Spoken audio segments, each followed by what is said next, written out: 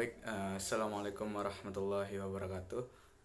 Perkenalkan, nama saya Husmi Adibwana dengan nomor induk mahasiswa J1B 019036 dari program studi Teknik Pertanian Fakultas Teknologi Pangan dan Agroindustri Universitas Mataram. Di sini saya akan sedikit menjelaskan tentang profesi dan profesional sebagai bentuk pemenuhan tugas dari mata kuliah etika profesi. Baik, langsung saja.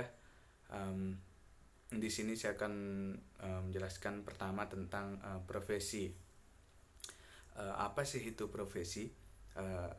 Menurut referensi yang saya baca, profesi itu adalah janji untuk memenuhi kewajiban dalam melakukan tugas ataupun pekerjaan secara tetap atau konsisten. Nah, itu profesi, misalkan menjadi guru, dosen, kemudian karyawan dan lain sebagainya. Nah, untuk profesi ini biasanya membutuhkan pelatihan atau penguasaan terhadap suatu bidang. Untuk di sini untuk profesi biasanya mempunyai beberapa cukup banyak karakteristik. Yang pertama,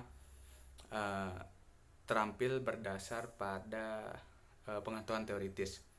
Ya, yang dimaksud di sini misalkan menjadi guru matematika, bahwa dia paham akan dirinya sebagai guru matematika, dia mengetahui teori-teori tentang pelajaran di matematika itu.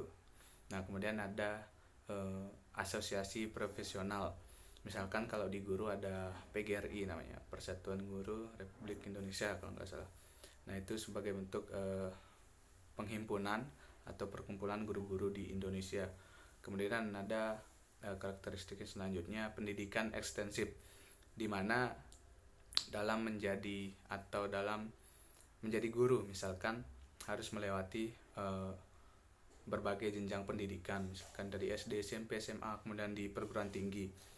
Nah, itu harus dilewati dengan berbagai banyak tahap pendidikan. Kemudian ada ujian kompetensi. Nah, biasanya kalau di guru atau dosen biasanya ada ujian kompetensi untuk memenuhi syarat sebagai pengajar, tenaga pengajar, guru atau dosen. Nah, kemudian ada pelatihan institusional, di mana di situ ada pelatihan dari sebuah institusi untuk suatu pekerjaan. Nah, kemudian ada lisensi tentunya di guru, dosen maupun di pekerja kantoran misalkan, kemudian di pegawai-pegawai Polri, di sana mempunyai lisensi tertentu, misalkan seperti SK ataupun yang lainnya. Kemudian ada otonomi kerja, di sini kebebasan dalam menjalankan sebuah profesi tersebut. Kemudian biasanya ada kode etik. Biasanya di profesi itu ada kode etik di sana. Kode etik dosen, biasanya kalau di Unram ada kode etik di peraturan Unram untuk kode etik dosen peraturan nomor 1 tahun 2019, di situ tentang kode etik dosen. Nah, kemudian ada mengatur diri. Di sini mengatur diri itu dia bisa mengatur dirinya sendiri dalam profesinya itu. Kemudian ada layanan publik. Di sini seperti guru, dosen, guru di sekolah, dosen di universitas, itu adalah sebuah layanan publik untuk fasilitas pendidikan. Kemudian ada status dan imbalan yang tinggi biasanya. Untuk guru biasanya PNS grade ini, grade itu, dan lain sebagainya. Kemudian untuk saya akan menjelaskan sedikit juga tentang profesional, di mana profesional ini sendiri biasanya dia itu adalah orang yang ahli atau expert dalam bidangnya.